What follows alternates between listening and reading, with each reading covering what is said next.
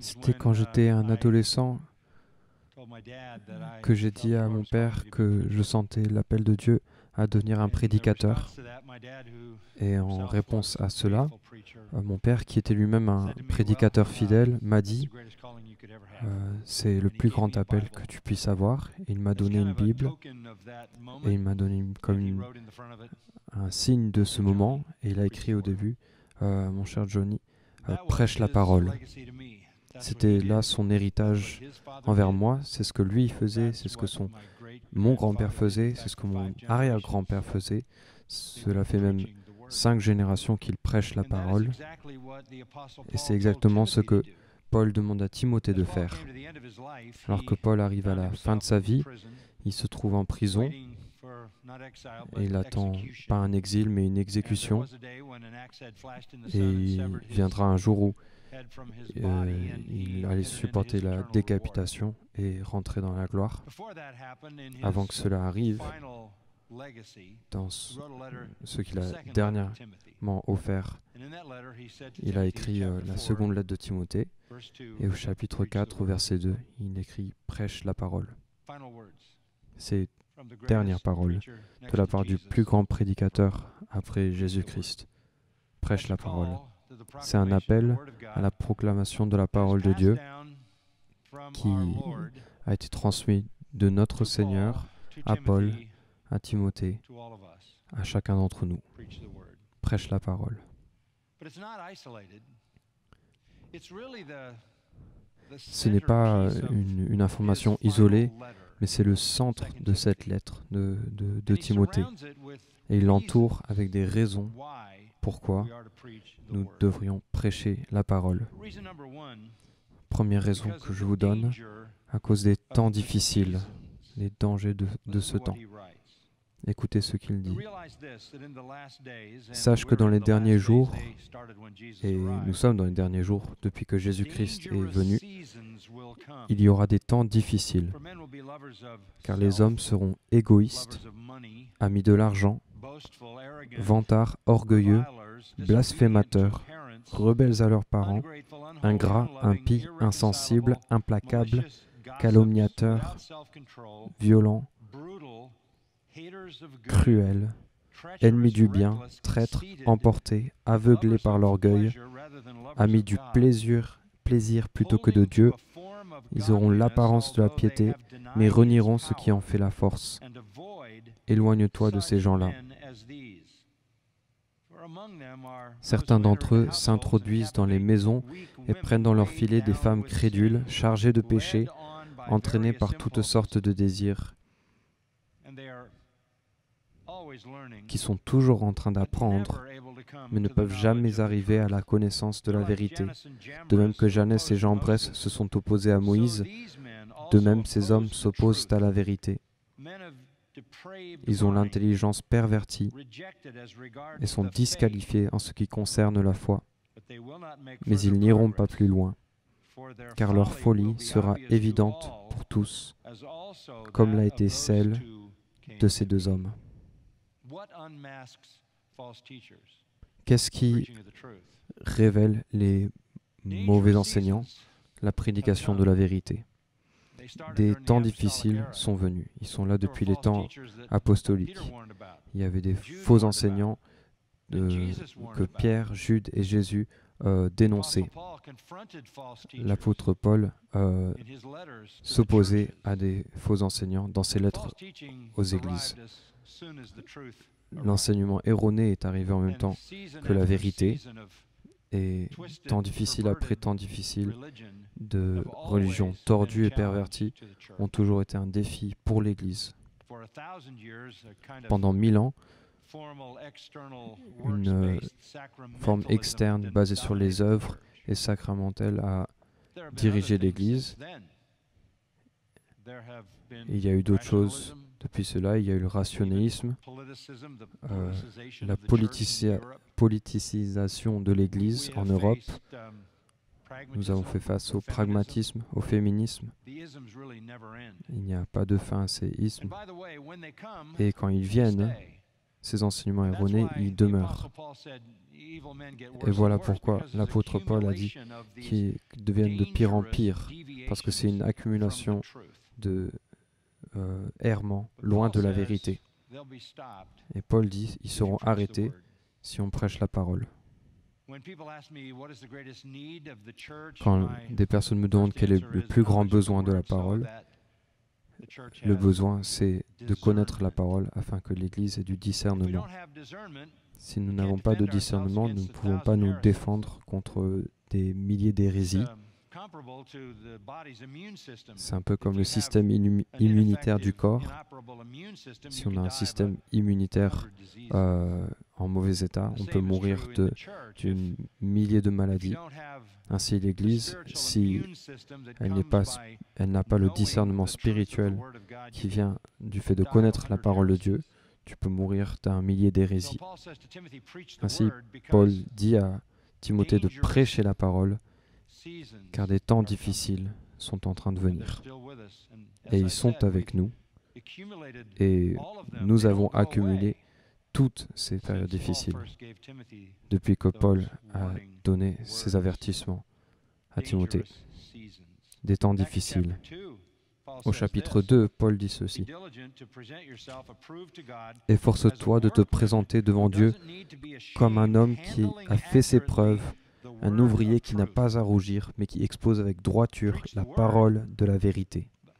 Prêche la parole en l'exposant avec droiture, en la coupant bien, en l'interprétant de façon juste. Voilà comment tu donnes la vérité qui permet à nous d'avoir du discernement. Il y a une seconde raison que Paul donne à Timothée de prêcher la parole à cause des temps difficiles, mais aussi à cause de l'exemple des saints. Au chapitre 3, verset 10. De ton côté, tu as suivi de près mon enseignement, ma conduite, mes projets, ma foi, ma patience, mon amour, ma persévérance, ainsi que les persécutions et les souffrances que j'ai connues à Antioche, à Iconium, à Lystre. Quelle persécution n'ai-je pas supportée, et le Seigneur m'a délivré de toutes. Du reste, tous ceux qui veulent vivre avec piété en Jésus-Christ seront persécutés, tandis que les hommes méchants et imposteurs avanceront toujours plus dans le mal, en égarant les autres et en s'égarant eux-mêmes. Quant à toi, tiens ferme dans ce que tu as appris et reconnu comme certain, sachant de qui tu l'as appris.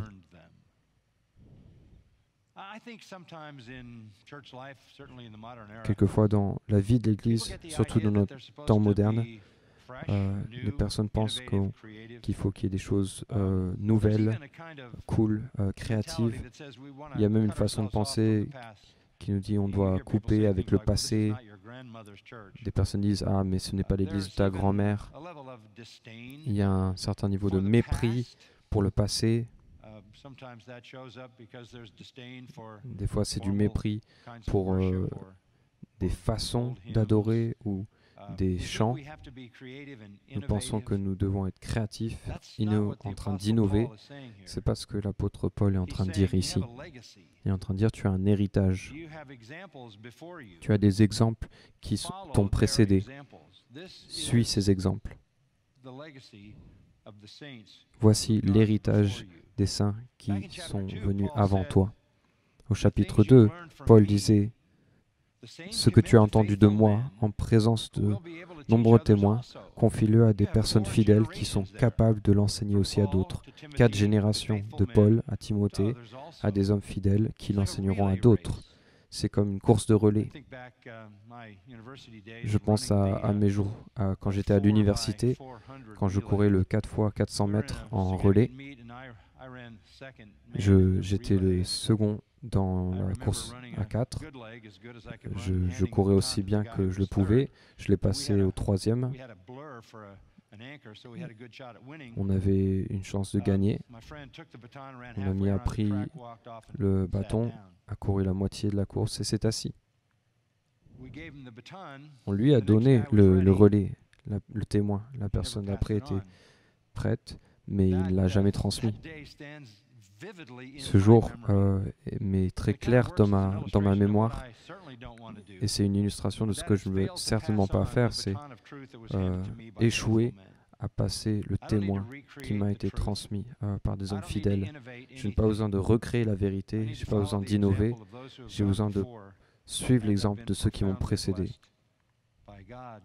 et qui ont été bénis par Dieu.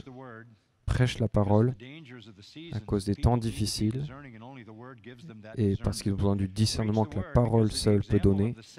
Prêche à cause de l'exemple des saints, prends le témoin, suis le chemin des prédicateurs bénis de Dieu dans l'histoire. Troisièmement, prêche l'Écriture à cause de sa puissance. Tiens ferme dans ce que tu as appris. Depuis ton enfance, tu connais les saintes Écritures qui peuvent te rendre sage en vue du salut par la foi en Jésus-Christ. Toute l'Écriture est inspirée de Dieu et utile pour enseigner, pour convaincre, pour corriger, pour instruire dans la justice, afin que l'homme de Dieu soit formé et équipé pour toute œuvre bonne.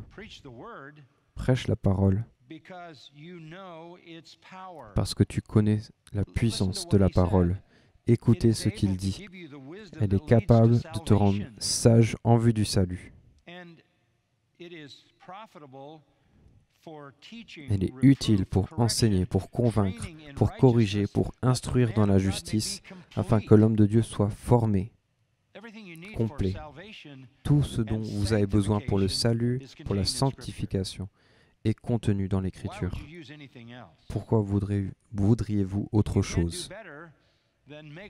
On ne peut rien faire mieux que d'être complet, équipé pour toute œuvre bonne, mûr, sanctifié. C'est la parole de Dieu qui sauve. C'est Pierre qui dit qu'on est né de nouveau par la parole de vérité.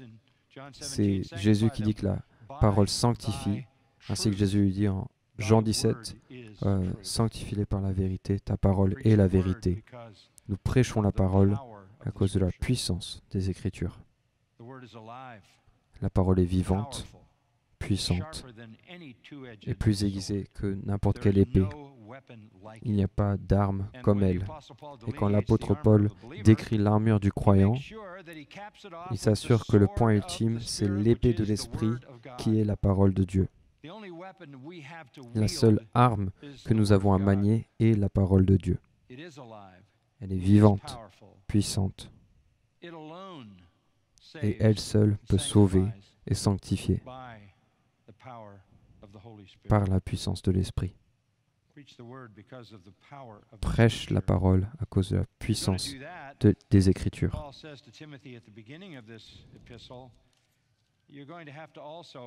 Si tu veux faire cela, tu dois faire attention à comment tu la manies. Écoutez au verset 1, verset 13. Prends pour modèle les saines paroles que tu as entendues de moi dans la foi et l'amour qui sont en Jésus-Christ. Grâce au Saint-Esprit qui habite en nous, garde le beau dépôt qui t'a été confié. Et quel trésor nous a été confié en tant que prédicateur, la parole de Dieu. Gardez-la. À la fin de cette lettre, Paul dit « J'ai combattu le bon combat ». On garde la vérité, et l'implication qu'on doit la garder, c'est que quelqu'un est en train de l'attaquer. Quelqu'un est en train de la modifier, la changer, la voler. Nous ne sommes pas juste ceux qui la proclament, nous sommes aussi les gardiens de la vérité. C'est le trésor qui nous a été confié. On prêche la parole à cause de la puissance des Écritures. Quatrièmement, prêche la parole parce que c'est le commandement du souverain. Si les temps difficiles, l'exemple des saints et la puissance n'ont pas été suffisants, écoutez ceci. Je t'en supplie devant Dieu et devant Jésus-Christ, qui doit juger les vivants et les morts au moment de sa venue et de son règne, prêche la parole. je t'en supplie, devant Dieu et devant Jésus-Christ, qui doit juger les vivants et les morts. Le point final ici, c'est qu'on va être jugé par Dieu lui-même et par le Seigneur Jésus sur comment, sur si nous avons prêché la parole. Voilà pourquoi Jacques dit qu'il n'y ait pas autant de vous qui cherchent à être des enseignants, parce qu'ils seront jugés plus sévèrement. Entendez-vous ce que Jacques entend? Il entend que beaucoup d'enseignants n'auront pas bien enseigné la parole selon le commandement du souverain, et il y aura du jugement et de la condamnation. Si vous êtes appelé à prêcher, si vous êtes aussi courageux, téméraire, ambitieux selon l'esprit, pour accepter cet appel, pour répondre à cet appel, vous serez jugé par notre Dieu souverain et par le Seigneur Jésus-Christ sur comment vous avez manié les Écritures, exposé les Écritures. Certaines personnes me demandent, est-ce que vous vous inquiétez, Monsieur MacArthur, si vous prêchez quelque chose qui fait polémique? Je dis jamais. On me demande, est-ce que je suis inquiet de ce que les personnes vont dire quand je prêche sur le péché et quand je condamne les personnes? Non. Est-ce que je m'inquiète que quelqu'un d'une autre religion soit offensé par ce que je dis? Non. Il y a une chose qui m'inquiète, c'est ne pas bien exposer les Écritures. Et voilà. Et parce que c'est mon inquiétude première, la plus grande, je retourne au verset 2, à ce que Paul dit à Timothée, « Efforce-toi de te présenter devant Dieu comme un homme qui a fait ses preuves, un ouvrier qui n'a pas à rougir, mais qui expose avec droiture la parole de la vérité. » Si vous n'exposez pas avec droiture la parole de la vérité, vous aurez à rougir. Et quand vous viendrez devant le Seigneur, vous serez en train de rougir. Vous serez honteux. Parce que Dieu a dit, prêche la parole. Et c'est à lui que nous devons rendre compte. Au chapitre 2, Paul disait aussi que nous sommes des soldats et qu'aucun soldat en service ne s'embarrasse des affaires de la vie courante s'il veut plaire à celui qui l'a recruté. Nous nous séparons des affaires de la vie courante et nous faisons tout ce que nous faisons pour plaire celui qui nous a recrutés, celui qui a fait de nous des soldats. Je ne peux penser à rien de plus fort comme argument que ce qu'il dit au verset 24. Or, en tant que serviteur du Seigneur, en tant qu'esclave du Seigneur. Chapitre 2, verset 24. En tant qu'esclave du Seigneur, il t'a commandé à prêcher la parole. Et tu vas le faire, et tu devras rendre des comptes pour cela, le jour où tu seras devant le Seigneur. Paul dit aussi aux Corinthiens, je ne m'inquiète pas de ce que les hommes disent de moi. J'attends le jugement de mon Seigneur quand les secrets du cœur sont révélés et chacun recevra de Dieu la louange qui lui est due. Nous servons le Seigneur. Il y a une cinquième raison que Paul donne pour prêcher la parole à cause des tentations sensuelles. Prêche la parole. Insiste en toute occasion, qu'elle soit favorable ou non. Réfute, reprend et encourage. Fais tout cela avec une pleine patience et un entier souci d'instruire. En effet, un temps viendra où les hommes ne supporteront pas la saine doctrine. Au contraire, ayant la démangeaison d'entendre des choses agréables, ils se donneront une foule d'enseignants conformes à leurs propres désirs. Ils détourneront l'oreille de la vérité et se tourneront vers les fables.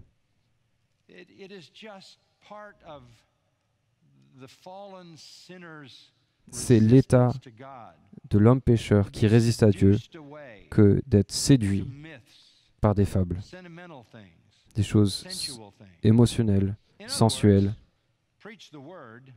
En d'autres termes, prêche la parole parce que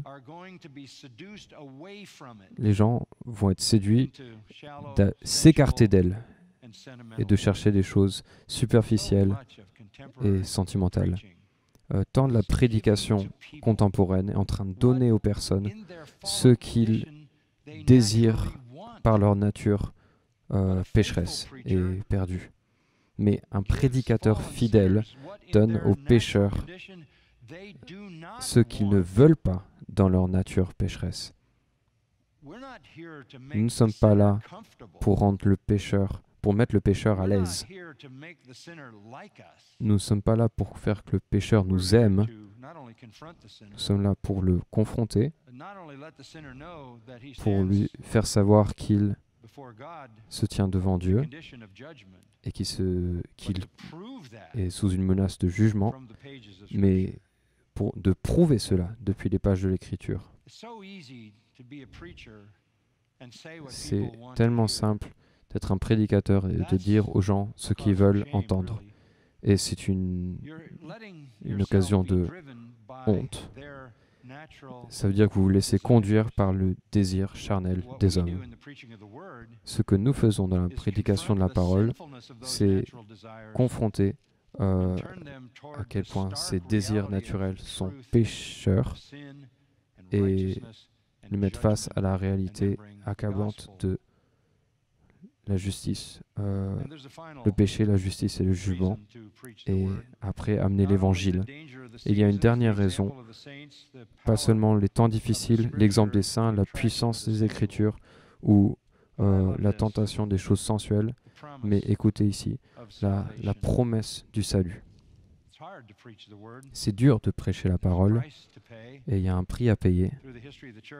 Dans l'histoire de l'Église, beaucoup ont payé avec leur vie le fait d'avoir prêché la parole. Mais écoutez ce que l'apôtre Paul dit.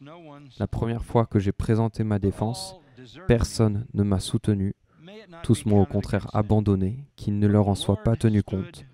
C'est le Seigneur qui m'a soutenu et fortifié, afin que, par mon intermédiaire, le message soit pleinement proclamé et entendu de toutes les nations. C'est ainsi que j'ai été délivré de la gueule du lion. Le Seigneur me délivrera de toute œuvre mauvaise et me sauvera pour me faire entrer dans son royaume céleste. À lui soit la gloire au siècle des siècles. Amen. Prêche la parole, parce que la promesse du Seigneur est qu'il te délivrera de toute situation terrestre et surtout il te délivrera pour t'amener dans son royaume glorieux et éternel. Voilà pourquoi Paul a dit quand on annonce la vérité, on se sauve soi-même et on sauve les autres. La récompense pour notre prédication, c'est le ciel et toute autre récompense que vous avez gagnée par votre fidélité. Donc prêchez la parole. La parole devrait dominer, diriger l'Église. L'Église est définie dans la première lettre de Timothée comme le pilier et soutien de la vérité. Voilà ce qu'est l'Église. C'est la vérité. C'est sa fondation et c'est sa structure. Et la vérité doit être proclamée pour les raisons que Paul a données. Et une dernière chose, Paul dit à Tite, prêche-la avec toute autorité. Qu'une personne te méprise. Voici la parole de Dieu avec toute autorité. Prêche-la comme Paul l'a prêché jusqu'à qu'il laisse sa tête sur un billot pour être coupé par une hache, jusqu'à qu'il reçoive la pleine récompense du Seigneur comme un fidèle serviteur. Que cela puisse être dit de nous aussi.